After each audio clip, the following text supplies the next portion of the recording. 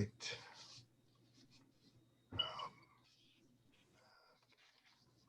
I am going to start again with the sponsors.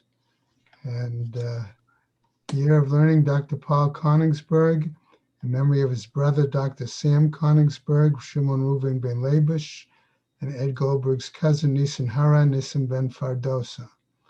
Paula and Bob Bromberg, in memory of their dear friend Julian Smith, Yehuda ben Yisrael. Malcolm Mann, in memory of her family murdered in the Holocaust, Arav Tzvi Hirsch ben Shlomo Yaakov, Sarah bat Ephraim, Yisrael David ben Harav Tzvi Hirsch, Ephraim ben Harav Tzvi Hirsch, Adia bat Harav Tzvi Hirsch, Miriam bat Harav Tzvi Hirsch, Pesel bat Harav Tzvi Hirsch, Shalom ben Harav Tzvi Hirsch, Shlomo Yaakov ben Harav Tzvi Hirsch, Shmuel ben Harav Tzvi Hirsch. Many friends of Dr. Marvin Blush, Rosh Hashalom ben Yitzchak Halevi, friends of Toby Peres, Sarah Tova bat Yisrael Dov, friends of Malka Levi, Malka bat Yosef, friends of Avi Gitler, Avrameir ben Shimon, Cheryl Sher, her children and grandchildren, in memory of her uncle, founding member of BRS, Dr. Israel Brook, Yisrael ben Harav Akiva, Marcia Fetterbush and family, in memory of her husband, Dr. Uriel Paul Fetterbush, Uriel ben Rav Shimon. The Month of Learning by Charlie Gelfenstein, in memory of his mother, Dacia Gittel Bas Meir Halevi, and his father, Meir ben Yaakov. The Month of Learning by Gila and Harold Saltzman, in memory of her mother, Eti Bat Yitzchak Elchanan. Also a Month of Learning by Chaim and Phyllis Reese, in memory of his father, Mordechai ben Yom Tov Lipa. A Week of Learning by the Friends of Pauline and Gerald Feldman, in memory of their friend Gerald Feldman, Tzvi Hirsch ben Menachem Mendel. Today is the 15th of November, a day of learning sponsored by Lynn Rappaport, in memory of her mother, Bracha Bat Yosef, and her father, Zeb ben Chaim Ruvain. May Neshamas have an aliyah, Krank Rafia, Velti Yashir, Shem Matzliah, L'chol B'nai Yisrael, a good Gaben Shtia. Amen. Okay. All right. Oh, I don't see Marvin. Okay. Or Ted yet. Okay.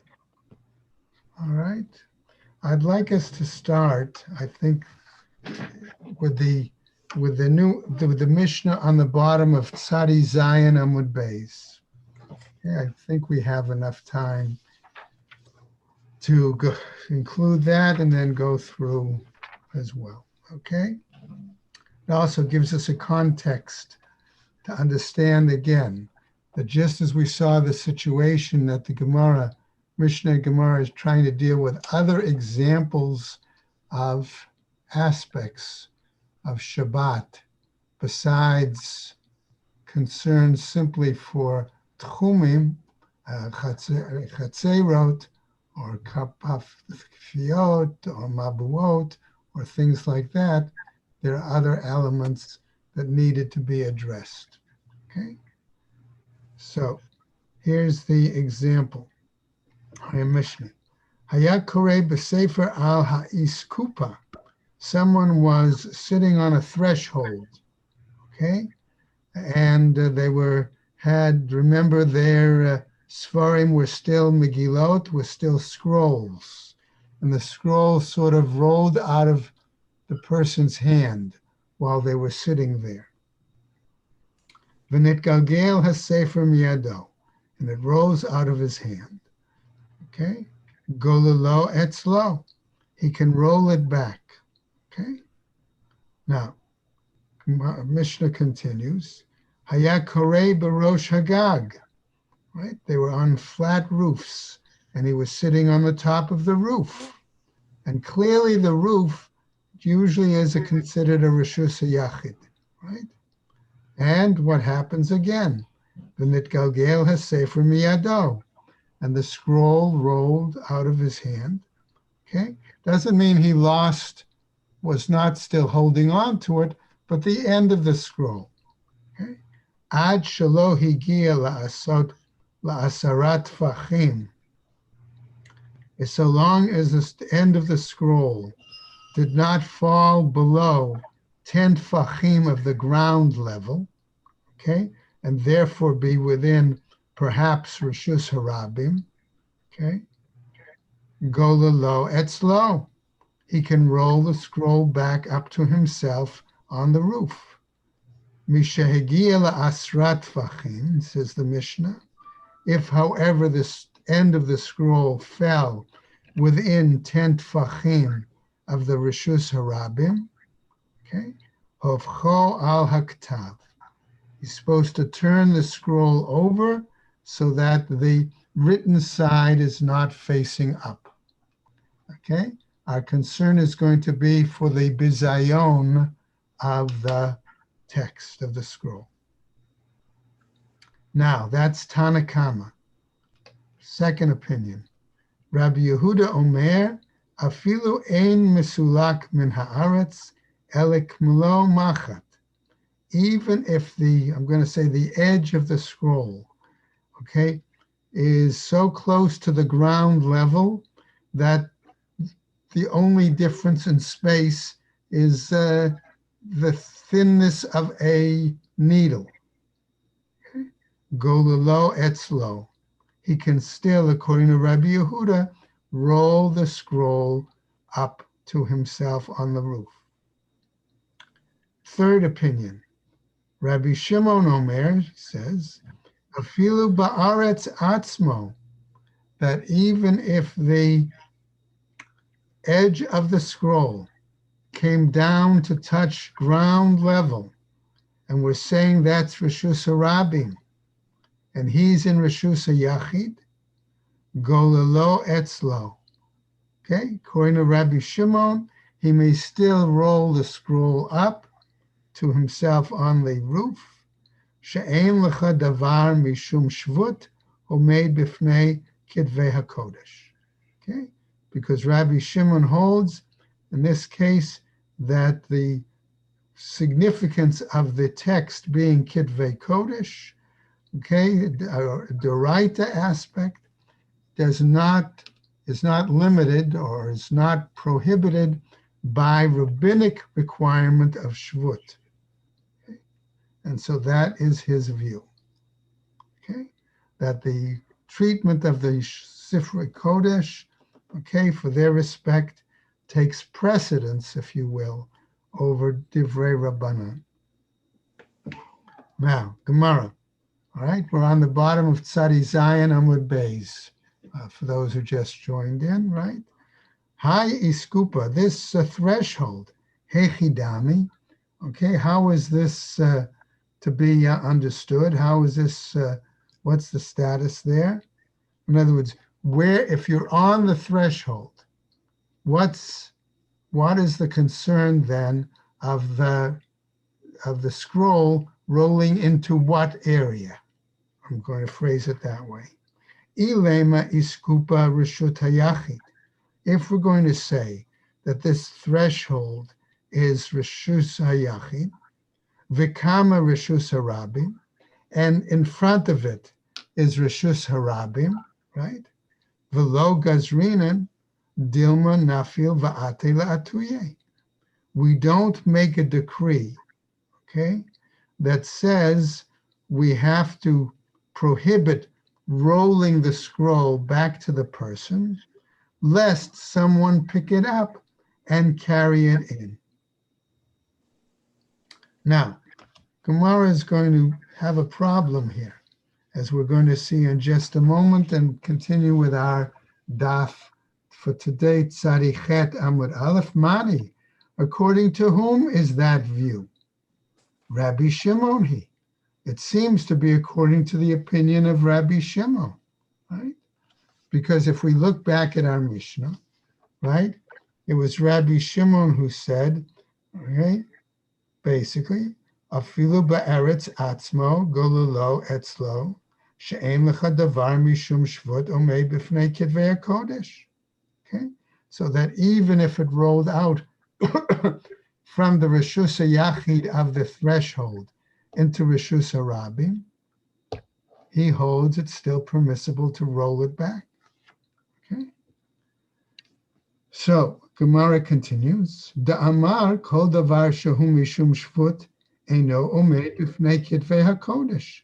Gemara then cites back the statement in the Mishnah. Ema sefer. But I would say, wait, look at the end of the Mishnah.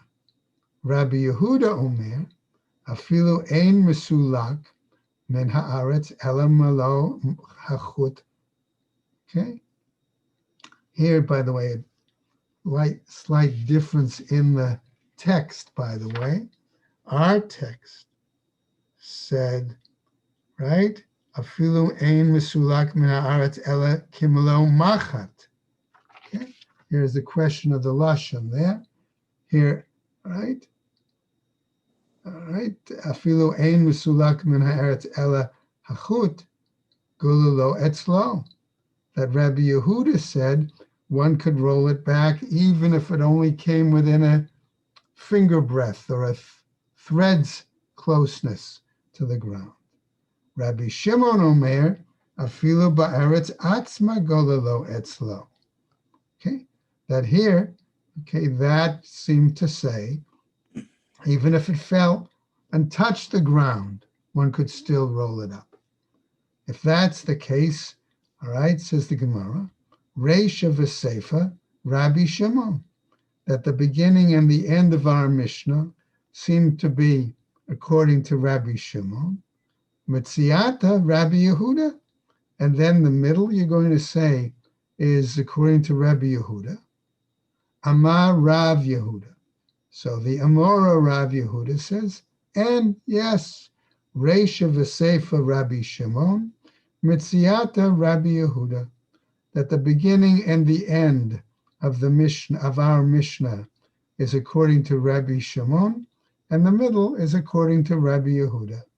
Now, remember, we're not always happy dividing up a Mishnah according to different authorities. Much more comfortable to say it's the statement of a single authority. And so we continue. Rabba Amar, says Rabba, Hacha be'iskupa hanidreset askinan.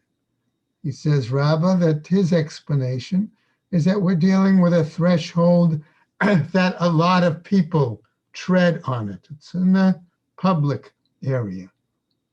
Umishum bizayon kitvei hakodesh sharu rabbanan.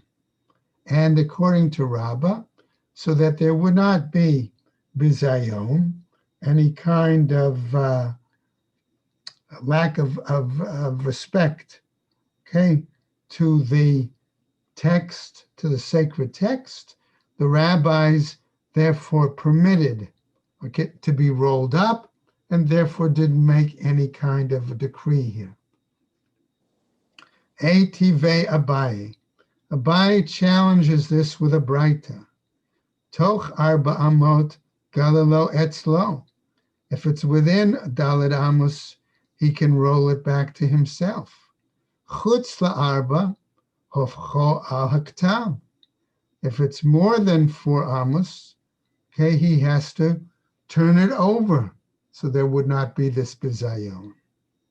So the Gemara, and he continues, Abaye, ve'i amart be'iskupa nidreset askinan, and if challenging Rabbah, you're saying that we're dealing with a threshold that many people tread on it, mali toch arba amot, mali chutz la arba amot. Okay, so we're challenging now that statement of Abaye. What difference does it make if it's 4 or not 4? Ela amar Abaye, but rather says Abaye, hacha be'iskupa karmelit askinan. We're dealing with a threshold that's considered a karmelit, okay, if you want to say an intermediate status, okay, that it's got to be 4 tfachim wide and less than 10 tfachim high. Ureshut harabim overet lefaneha. Okay, and in front of it is a public domain. Toch arba amot de'inafil.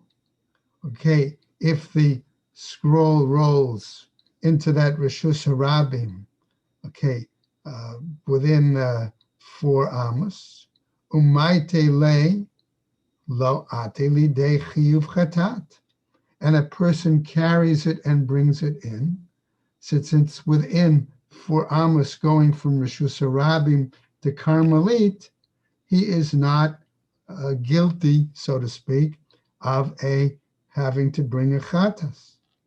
Okay, it's not a prohibited Torah. Sharu le Rabbanan, the rabbis permitted it. Chutz la'arba amot, but even if it's a Carmelit and the scroll rolls more than 4 amos into the Reshus Harabim, the imaite le ate lidei chiyuv chatat, because if the person then picks it up and carries it in, he will then become chayav due to a Torah mandated, right, requirement. Lo sharu le rabbanan, then the rabbis did not permit it. Okay. Now, ihachi toch arba amaot, nami nigzar. Okay. Okay. If that's the case, Rabbah can say to Abaye, if it's within 4 amos, let them also make a decree, Dilma ma'ayel mirishus harabim lirishus yachid, that perhaps then the decree should be that they're going to continue, not simply to bring it to the Carmelit, but actually from Rishus Harabim all the way into Rishus Yachid. L'chitema kevan demefseket Carmelit lit lan ba. And if you're going to say, okay, as we continue, that basically the person who might be carrying that scroll is going to stop while he's on the threshold, the Carmelit, and examine it or look at it. And therefore, it's not like he did a complete act of carrying from one domain to another, where it's prohibited, but rather he went from Reshus Harabim to Carmelit and stopped, and then from Carmelit to Reshus HaYachid. So it's 2 separate acts of carrying, also from one domain to an intermediate, and then intermediate to a separate domain. And so there's no Torah prohibition there. Okay. Lit lanba. Okay. If you're going to argue that that's the case, V'ha'amar Rava, and did not Rava say, Hama'avir chayfetz mitchilat arba lesof arba, that one who moves, let's say, an object from the beginning of 4 tfachim to the end of 4 tfachim, v'ha'aviru derech alav, okay, and namely, what did he do? That he carried this object above his head or on his head in the air, okay, and therefore carrying it in the air would think that that's a Carmelit and not be problematic. Rava says, nevertheless, the person is chayav. Okay, hacha here b'mayas kinan be'is kupa arucha. Okay, that maybe, however, we're talking about elongated and extended threshold, right? Adahachi vahachi midkar. Okay, and what would happen? That the person would remember as they're walking along this threshold, oh, I picked it up in a Reshus Harabim, I'm headed towards a Reshus HaYachid, I better stop. Or he'd remember that I've got to be careful and not carry it into Reshus HaYachid from the Reshus Harabim. Okay. So that's one explanation. Ve'ibayit ema. And if you want, says the Gemara, will present a different view, a different explanation. Le'olam be'iskupa she'ene aruka. We'll talk about a threshold that is not extended, that is not long. Ustam kidvei kodesh iyunu ma'ayin baho umanach laho. And in general, people who would have hold of a scroll of Kidvei Kodesh, okay, would examine it, okay, and then they would put it down, okay, back where it belonged. V'lichush dilma ma'ayin baho b'reshut harabi. So the Gemara, however, raises a concern, but perhaps the person might examine the scroll, if you're going to say that's common curiosity or common practice, while they're still in the Rishus Harabim, and then continue to bring it in. V'aya laho behedya l'Rishus Hayachid. And then they would carry it and specifically bring it in to the Rishus Hayachid. Isn't that the problem? Still a problem? Hamani. According to whom would that be a problem? Ben Azai. That could be a consideration according to Ben Azai. Da Amar Mahalech Ka'omed Dami. That's not an issue, because we could argue, like Ben Azai says, that taking a step is almost like standing still. Okay? Each time you put a foot down, it's like you're stopping for a moment, and therefore, again, you don't have a complete act of carrying from one domain to another, because you need both lifting in one domain and putting down in another domain. Okay. V'dilma zarik laho mizrak. So he challenges him and said, well, perhaps he's going to take that scroll and toss it, okay, from one domain into the other domain to return it. The Amar Rabbi Yochanan, Modeh ben Azai bezorek. Why? Because Rabbi Yochanan says that Ben Azai would acknowledge that one is chayav if one throws it from one domain into another, as opposed to simply carrying it one step at a time. Amar Rav Acha bar Ahava, he seems to give another explanation. Zot omeret ein mizrakin kidvei hakodesh. From this we learn that it is not appropriate to throw kidvei kodesh, to throw a parchment, to throw a scroll, even to throw a book, to toss a book. That's kidvei kodesh. Okay, that ends that part of the sugya. Next part of the Mishnah, we said, talks about the person on the roof. Okay, now let's think of the following. One could either be learning on the roof, okay, and on a scroll, and it accidentally, part of it rolls out of his hand. Or let's assume that it could be a sofer who's working on the roof, and part of the scroll has rolled off his table or whatever, okay? And that's the situation. Hayakore barosh hagag. In this case, he is reading the scroll, on learning on the top of the roof, okay? And it's said in the Mishnah that if it went a certain distance, right, within 10 tfachim, he had to turn it over onto the written side, okay? Umi shari, asks the Gemara, is it really permitted to turn the Kidvei Kodesh on its written side? Okay. Vahatanya, isn't it taught in a Braita?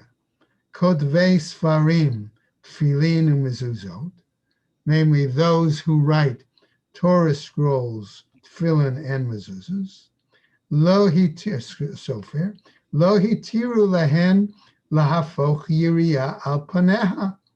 They are not permitted to turn the parchment face down, okay, so that the letters don't get dirty or dusty. Ela poresa leha etabeket, but they're expected to put some sort of cloth, okay, on the text. Hatam efshar, says the Gemara. There, that's where it's possible. Hacha, in our case, lo efshar, maybe it's not possible. V'ilo apich, okay, and then the Gemara says what? Right here. And if he doesn't turn it over, Ika bizion kedvei hakodesh tfei. Okay, then there might be even a greater example, okay, of bizayon, of disgrace to the text, to the scroll. Now, we continue. Hafcho al hakatav v'halo nach.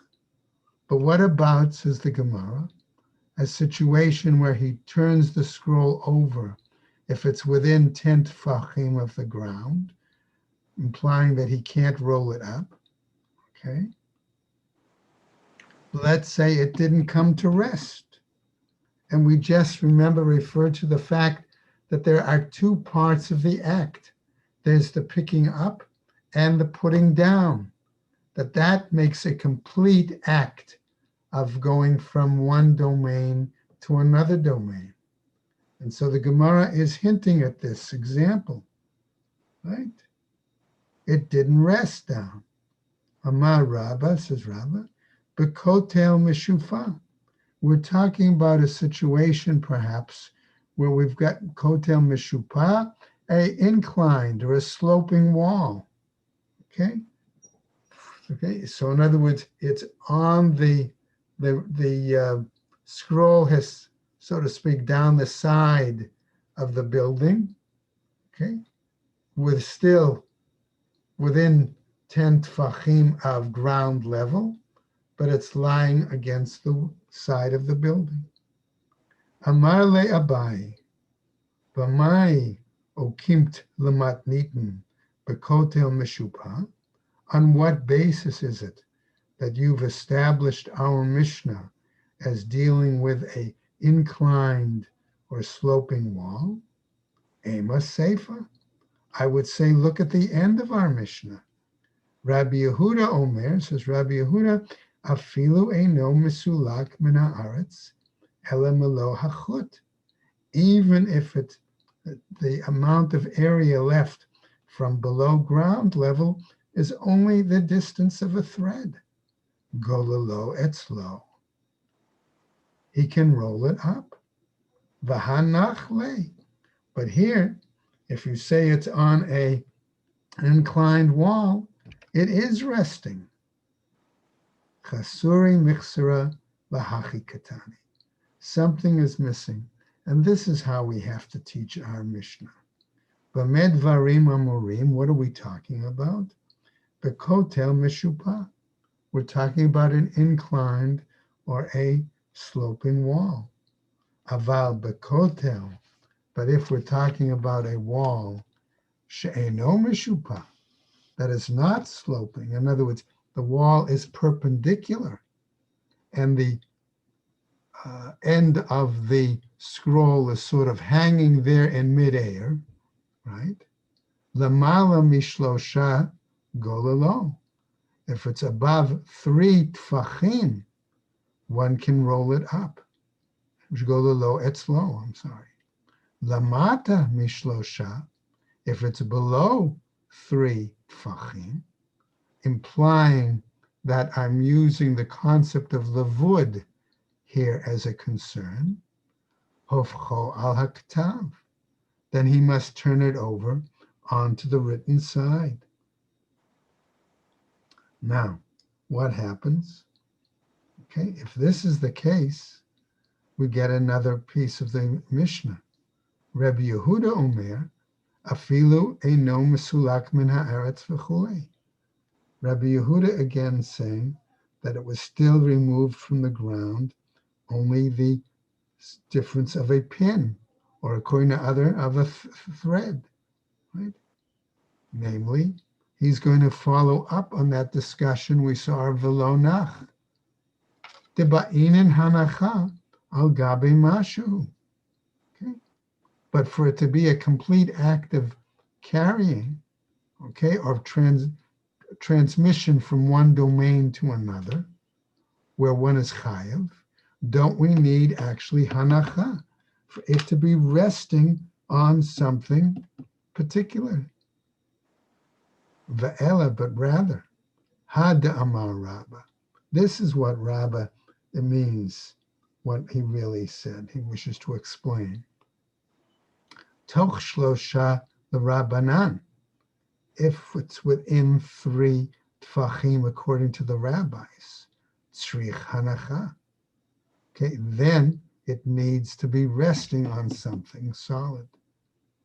Lema kitnai, amra lishmaate. Shall we say that you're giving this explanation based on a machloket tanaim, that we're learning this situation? Is that what you're saying? Okay. Ela kula Rabbi Yehudahi. But maybe our entire statement here is according to Rabbi Yehuda, and not, as we thought before, Rabbi Shimon in the beginning and the end, and Rabbi Yehuda only in the middle. V'chasuri michsura v'hachi katani. And something is missing, and this is how we have to teach it. B'med dvarim amurim, what are we talking about here? Right? B'kotel mishupa, in an inclined wall. Aval b'kotel she'eno mishupa, but in a wall that is not inclined, perpendicular. Afilu pachot mishloshat tfachim. Even if the end, I'm going to say, of the scroll was within 3 handbreadths of ground level, gololo etzlo. Okay, one can roll it back up to himself. Sherabi Yehuda Omer, because Rabbi Yehuda says, afilu eino mesulak min haaretz, ela melo hachut, even if it's not more than, if it's less than simply a threads separating from ground level to the edge of the scroll, gololo etzlo, one can roll it back up to himself. Ma'itama, the ba'inin hanacha al gabe mashu. What's the reasoning? Because we require, according to the Chachamim, we require basically hanacha, some resting on a clear surface for it to be an issue of transfer, clear and chiyuv and obligatory, okay? In other words, chayav, okay, from one domain to another. Okay, so that leads us to a new Mishnah, okay? Since we were talking about the idea of resting something, okay, being an important issue, okay, I'm suggesting that is the motif that leads us into this new next Mishnah, okay? Right? We have here a ziz, a ledge, okay? Remember, a ledge is considered different from a balcony. A balcony we saw was more like something that had I'm going to say a floor and sides to it. That would be a balcony. We talked about that in a number of cases. Now we simply have a ledge sticking out, and this ledge comes off a window, right? So our Mishnah says, Matnitin ziz shelifnei chalon, a ledge that comes off a window. And the size of the ledge, of course, is, right, 4 tfachim wide, and it's 10 tfachim above the ground. Right? Notnin alav, one can put items on it. V'notlin mimenu b'Shabbat, and likewise one can remove items from it on Shabbat. Okay? Now, Gemara wants to raise this question. Hai ziz the mafik lahecha. This ledge protrudes or extends over what area? Ilema de mafik l'reshut harabim. If we're going to say that this ledge protrudes or extends over a public domain, lichush dilma nafil va'ate la'atuye. Maybe we have to suspect that something might fall off the ledge down onto the Reshus Harabim. Someone would then come and pick it up and carry it in. So they're carrying again from Reshus Harabim into clearly Reshus Hayachid. Ela rather, says the Gemara, demafik Reshus Hayachid, that we say that it extends, it protrudes over Reshus Hayachid, a private domain. Pshita, then it's obvious, okay, that there shouldn't be a problem. Amar Abaye, says Abaye to challenge. Le'olam demafik l'reshus harabim. No, we're dealing a situation here, says Abaye, that this ledge extends or protrudes over an area that is public domain. Umay notnin alav. And what are we talking about putting out there on the ledge? The katani kelim hanishbarim. We're talking about very fragile items, maybe glass items, or maybe earthenware items, that if they do fall, they're going to crack, break, and people aren't going to start picking up the pieces to carry them in on Shabbat. Tanya nami hachi, and we have a braita, okay, says the Gemara, that seems to teach the following. Ziz shelafnei hachalon, this ledge that extends from this window, hayotze l'reshut harabim, and it extends out into a public domain. Notnin alav ke'arot, we can place upon it ke'arot, okay, v'kosot, v'kitanoriot, utzlichuyot. We can place upon it bowls, we can place upon it glasses, we can place upon it pitchers, we can place upon it flasks, generally items all made from earthenware. Umishtamesh b'kol hakotel ad asura hatachtonim. And we can use, okay, if it's a wall, right, that's there opposite this window ledge, we can use the whole top of the wall up till, so long as it's not below 10 tfachim. So the Gemara then wants to clarify. V'im yesh ziz echad lamata mimenu. And if there's another ledge below that first ledge, okay, what about it? So long as it's again above 10 tfachim from the ground, and it's got, right, 4, okay, for its width, mishtamesh bo, one can use it. Ube'elyon ein mishtamesh bo ele keneged chalono. But the one that's exactly opposite the window, he can only use the amount of space of the ledge directly opposite the window. Hai ziz hechidami. This ledge, how do we say it exists? What's its possibility? Idelit be arba'ah. If it doesn't have 4 tfachim deep, makom paturhu. Then we're arguing that it's a makom patur. Va'afilu neged kineged chalono nami lo yishtamesh. That even opposite its the window. He's not able to use it. Ve'eit be'arba'ah, and if, however, that ledge is 4 tfachim deep, bikuli hakotel lishtamesh, then he could use that entire wall space opposite the ledge. Okay? Amar Abaye. However, Abaye says, Tachton de'it be'arba'ah, ve'elyon lid be'arba'ah.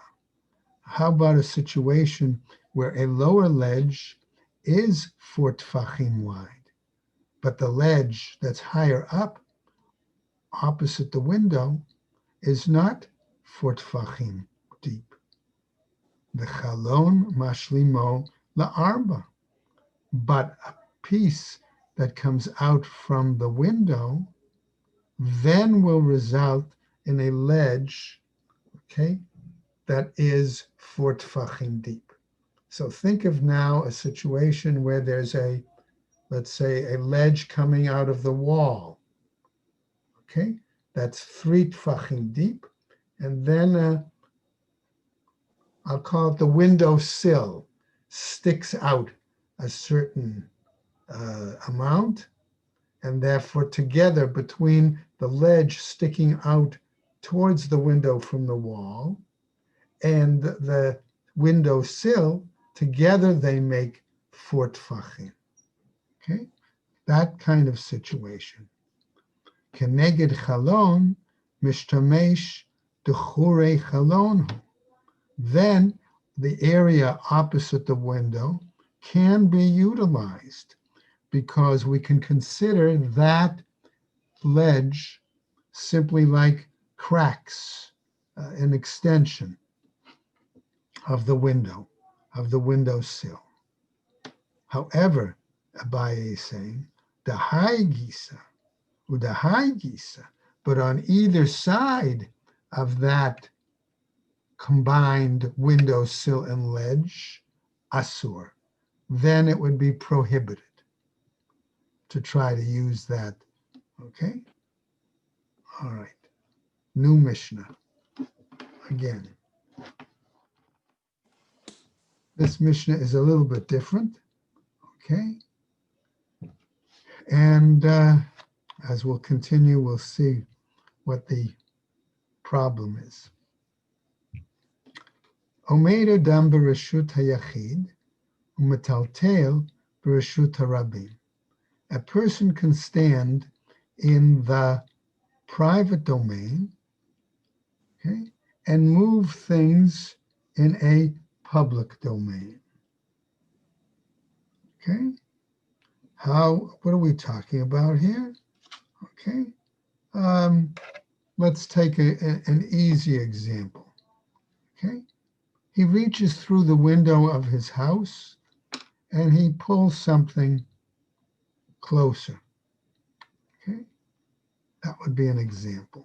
He's in a private domain, his house, and the object is in outside, okay, on a public domain.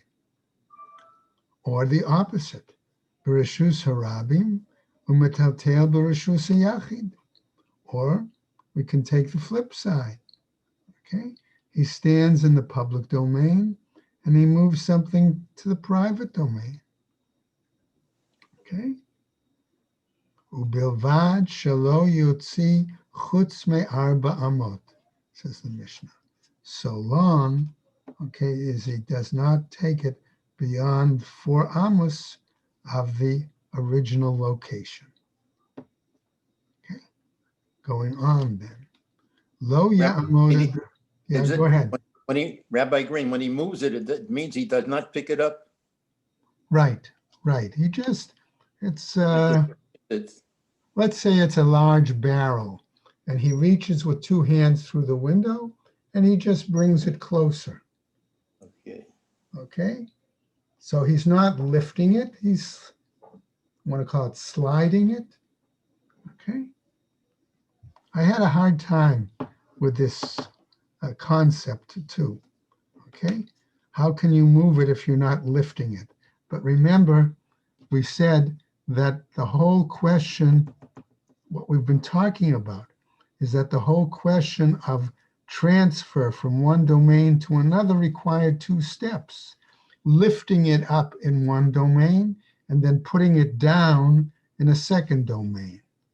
So if you don't change domains, right, you just slide it in one domain within the same Dalit Amos, you didn't do either of those acts. You didn't change domains and you didn't lift or put it down. Okay. Next, going on. Lo ya'amod adam b'reshut hayachid. Okay, here we get a little too expletive. One person should not stand in one domain. V'yashtin b'reshus harabim. B'reshus harabim v'yashtin b'reshus hayachid. Can't stand in one domain and urinate into another, or vice versa. V'chein lo yarok. And likewise, he shouldn't spit from one domain into another. Okay? Rabbi Yehuda Omer, in this Mishnah, says Rabbi Yehuda, Af mishenitlash ruko befiv. Even if he has, let's say, phlegm in his mouth, spittle in his mouth, lo yehelech arba amot ad sheyarok. Okay? That he shouldn't walk more than the 4 amos in the particular domain, okay?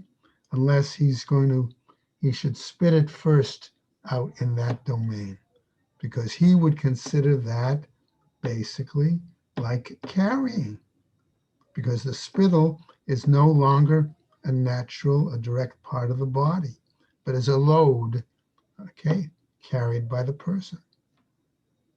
So let's go on now, and we'll go over a little bit to the next Amud briefly. Gemara, matne le Rav Chinina bar Shalmaya. The Gemara tells us that this particular Mishnah was taught by Rav Chinina bar Shalmaya, Lechia bar Rav, to Chia, the son of Rav, Kame de Rav, in front of Rav. However, he taught the Mishnah in a different manner. This is how he taught the Mishnah. Lo ya'amod adam b'reshus hayachid u'metaltel b'reshus harabim.